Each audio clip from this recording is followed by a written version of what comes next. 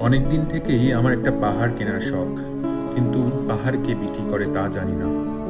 যদি তার দেখা পেতাম, দামের জন্য আটকাতো না। আমার নিজস্ব একটা নদী আছে, সেটা দিয়ে দিতাম পাহাড়টার বদলে। কে জানে, পাহাড়ের চেয়ে নদীর দামই বেশি। পাহাড় স্থান, নদী বহমান। তবু আমি নদীর বদলে পাহাড়টাই কিনতাম, কারণ আমি ঠকতে চাই। নদীটাও অবশ্য কিনেছিলাম একটা দ্বীপের বদলে।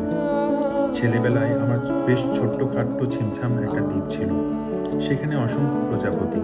শৈশবে দ্বীপটি ছিল আমার বড় প্রিয়। আমার যৌবনে দ্বীপটি আমার কাছে মাপে ছোট লাগলো। প্রবাহমান ছিপছিপে তন্নি নদীটি বেশ পছন্দ হলো আমার।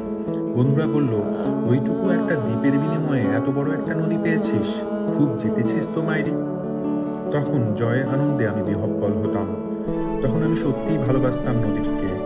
নদী আমার অনেক প্রশ্নের উত্তর দিত।